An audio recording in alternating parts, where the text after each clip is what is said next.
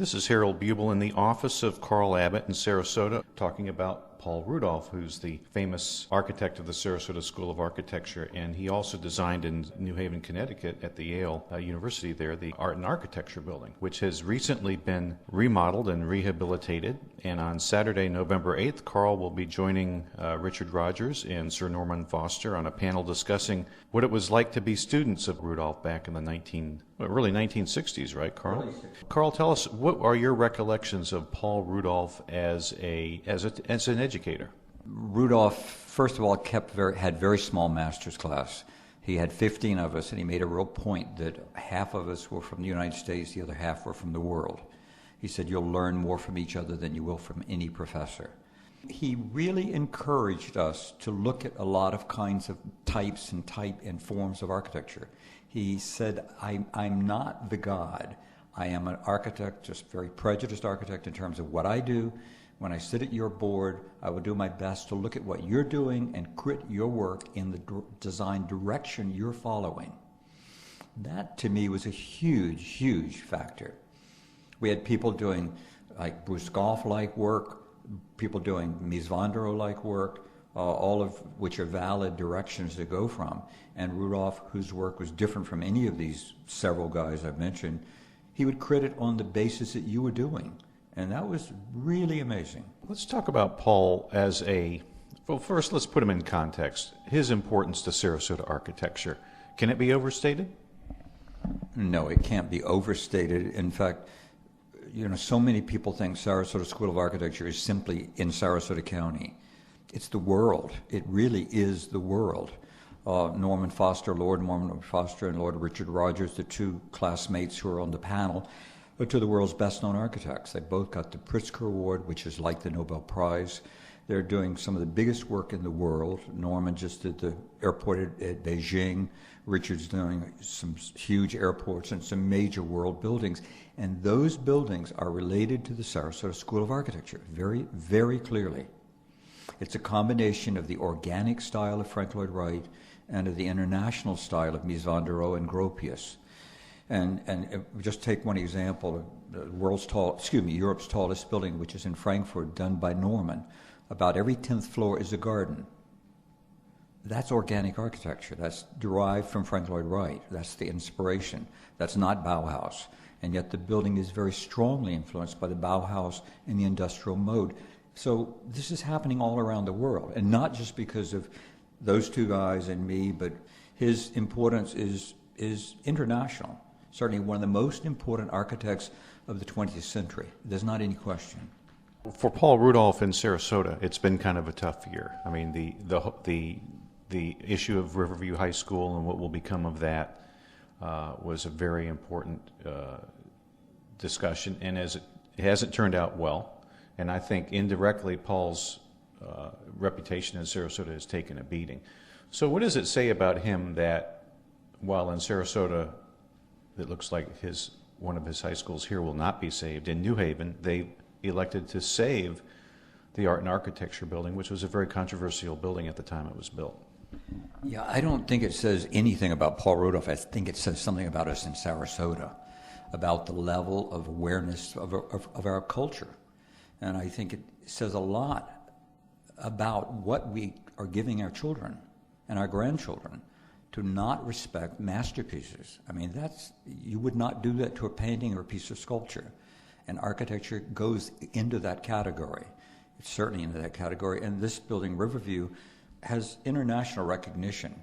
Yet the building was reviled by people who used it, especially in the later years. So let's talk about why was that? People think, oh, those Paul Rudolph buildings are terrible. But what's your reaction when you hear that kind of statement?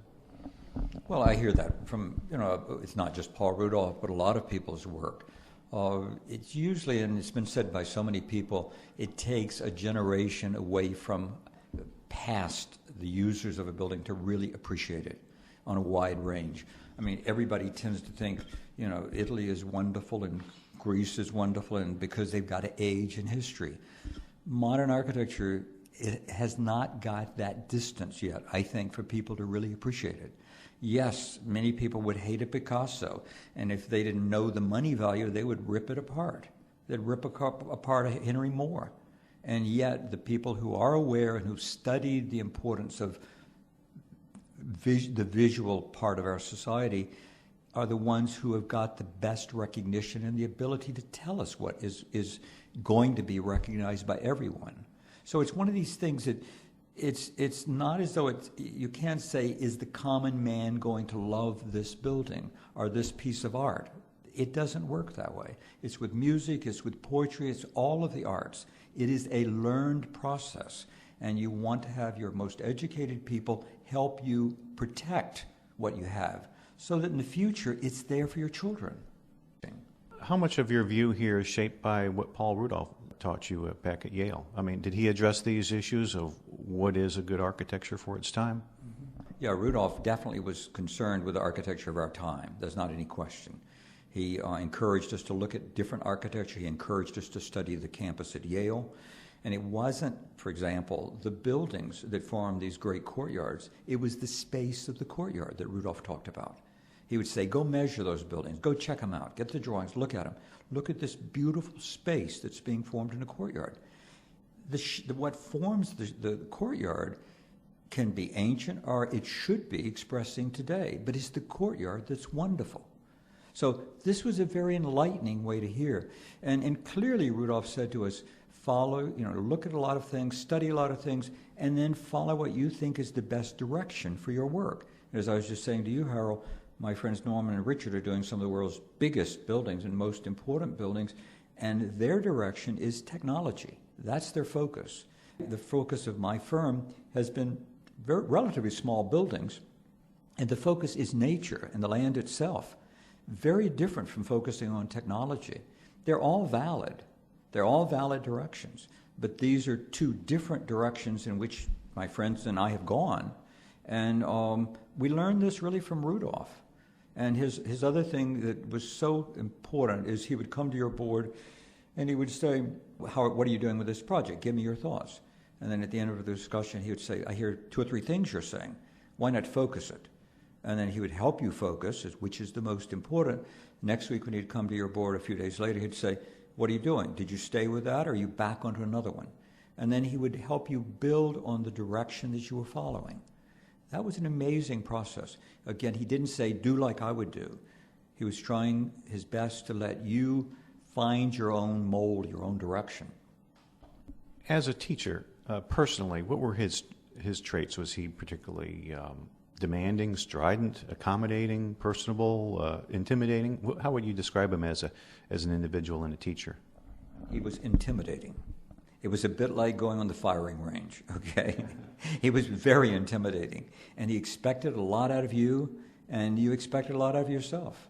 He said, I will, and the juries, we had open juries, whether it would be people like Philip Johnson, Cobb, different major architects, Saarinen, different ones from around the country would be on our juries, and as I mentioned to you, Harold, these would be open juries. You'd explain your project, and then you had to defend your projects. And often, Rudolph would have jurors there who saw things totally different from the way he saw them. So the jurors would argue among themselves, and you were there defending your project, and all the School of Architecture showed up for the master's class juries, and they were like firing lines. They were wild. Rudolph was an amazingly intense human being.